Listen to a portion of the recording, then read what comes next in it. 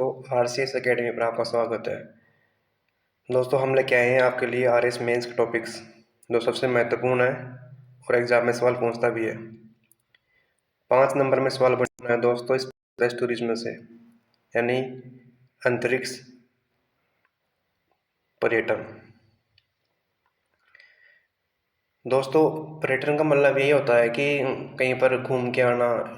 तो यहाँ पर स्पेस से मतलब है अंतरिक्ष में जाके घूमना, जिसके लिए भारत सरकार ने कुछ प्रयास किए हैं। लेकिन उससे पहले अपन स्पेस टूरिज्म क्या होता है इसके बारे में समझेंगे दोस्तों। तो देखिएगा दोस्तों, स्पेस टूरिज्म का अर्थ होता है मनोरंजन या सैर सपाटे के लिए पृथ्वी के वायुमंडल से बाहर अंतरिक्ष की यात्रा करना। यानी दोस्तों जैसे अपन घूमने के लिए बाहर जाते हैं, वैसे ही अगर अपन पृथ्वी से बाहर घूमने के लिए जा रहे हैं किसी वायुयान के सहारे बैठ करके, तो वो दोस्तों स्पेस टूरिज्म हो गया, क्योंकि अपन स्पेस में जा रहे हैं।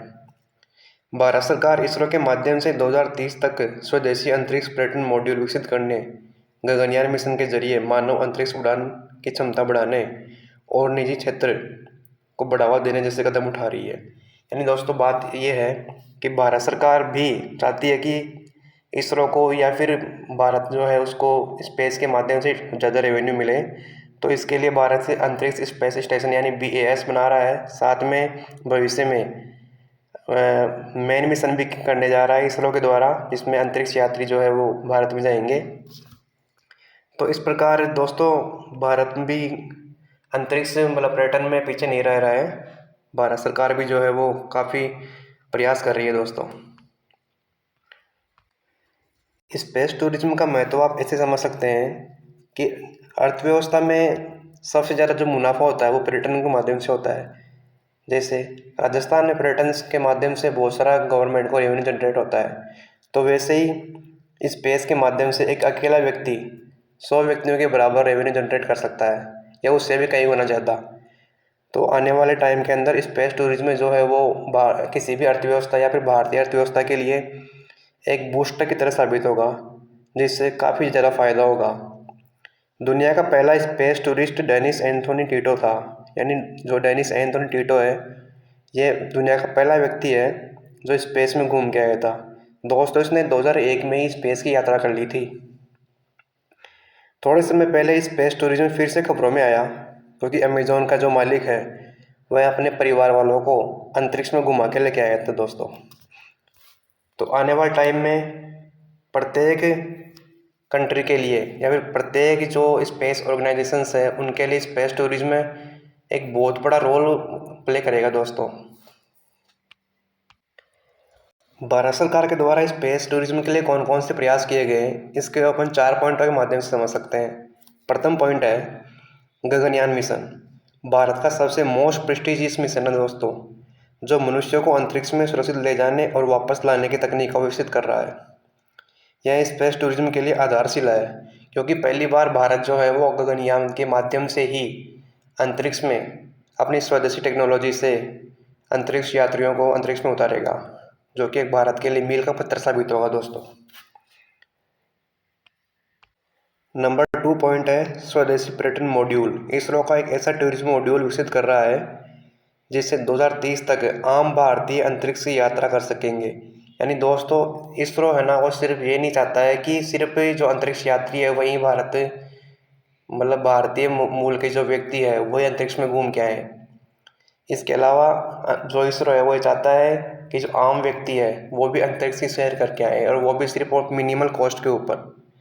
इससे आने वाले टाइम में भारत सरकार को काफ़ी रेवेन्यू जनरेट होगा। आने वाले टाइम में इसरो सिर्फ इंडियंस को ही नहीं बल्कि इंडिया से बाहर के लोगों को भी स्पेस में सस्ते दाम पर सस्ते रेट पर जो है वो अंतरिक्ष का भ्रमण करवा के ला सकता है। नेक्स्ट नंबर 3 पॉइंट है निजी भागीदारी स्पेस स्टार्टअप्स। यानी अगर प्राइवेट कंपनियां स्पेस टूरिज्म में कुछ मुकाम हासिल करना चाहती है तो भारत सरकार उनको भी मौका दे रही है दोस्तों।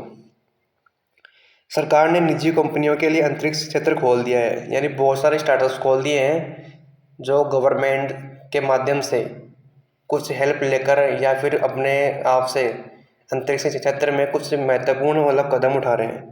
जैसे इन स्पेस, जिसका पूरा नाम है Indian National Space Promotion and Authorization Centre, या फिर एंट्रिक्स जैसी संस्थाएं भी जो इस मतलब भारतीय स्पेस के लिए बहुत कुछ कार्य कर रही है।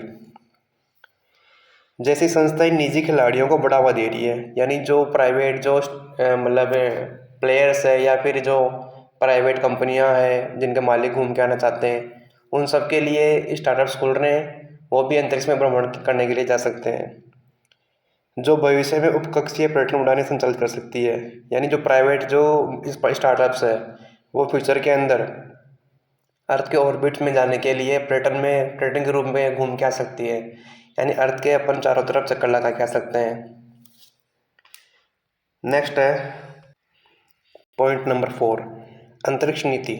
भारत सरकार अंतरिक्ष नीति के ऊपर अच्छे से कार्य कर रही है ताकि आने वाले टाइम में स्टार्टअप्स को और बढ़ावा मिले, विदेशी निवेश भी देखने को मिले और साथ में जो अंतरिक्ष पर्यटन है उसको भी बढ़ावा मिले, ताकि भारत की जो GDP है लगातार बूस्टअप करे। नई अंतरिक्ष नीति का उद्देश्य निजी भागीदारी को बढ़ावा देना है, यानी दोस्तों भारत सरकार चाहती है कि अंतरिक्ष के पर्यटन में जो निजी कंपनियां हैं वो सबसे ज़्यादा आगे आए, ताकि जो प्राइवेट नॉलेज है या फिर जो मतलब इंडिया के अंदर टैलेंट मौजूद है जो मतलब किसी कारण से ऊपर नहीं आ पा रहा है, उनको भी मौका मिले। और भारत को एक वैश्विक अंतरिक्ष पर्यटन केंद्र बनाना है, ताकि भारत जो है वो आने वाले टाइम में नासा को पछाड़ करके अंतरिक्ष पर्यटन में मुकाम हासिल करे। इसके लिए भारत सरकार है वो ज़बरदस्त तरीके से अंतरिक्ष नीति के ऊपर ध्यान दे रही है दोस्तों। अब लास्ट में कुछ महत्वपूर्ण तथ्य हैं जो अंतरिक्ष पर्यटन से संबंधित है। पहला, भारतीय अंतरिक्ष यात्री। भारत के युवा अंतरिक्ष यात्री शुभांशु शुक्ला का इंटरनेशनल स्पेस स्टेशन पर जाना एक ऐतिहासिक कदम है। दोस्तों भारतीय मूल का जो पहला युवा है वो शुभांशु शुक्ला जी है, जो अंतर्राष्ट्रीय स्पेस स्टेशन पर जाके आए हैं, जो भारत के स्पेस टूरिज्म के सपने को और भी करीब ले आता है। यानी भारत के लोगों को विश्वास हो गया कि भारतीय जो व्यक्ति है वो भी अंतरिक्ष में घूम के आ सकते हैं। नंबर 2 पर है प्रथम भारतीय स्पेस टूरिस्ट गोपी थोटाकुरा पहले भारतीय अंतरिक्ष टूरिस्ट बने हैं जिन्होंने ब्लू ओरिजिन की उड़ान से अंतरिक्ष का दौरा किया है, यानी ये भी दोस्तों अंतरिक्ष में घूम के आ चुके हैं। तो दोस्तों संदेश सीधा साफ है, भारत सरकार जो है वो आने वाले टाइम के लिए काफ़ी प्रयास कर रही है। ऐसे ही और भी वीडियोस के लिए सब्सक्राइब करें हमारा चैनल। आने वाले टाइम में आपको ऐसे ही RS मेंस या फिर स्टेट PCS मेंस के लिए कुछ महत्वपूर्ण टॉपिक्स का जो है वो वीडियो देखने को मिलेगा। तो प्लीज़ आप इस चैनल पर बने रहिए और वीडियो देखने के लिए आप सब लोगों का बहुत बहुत धन्यवाद।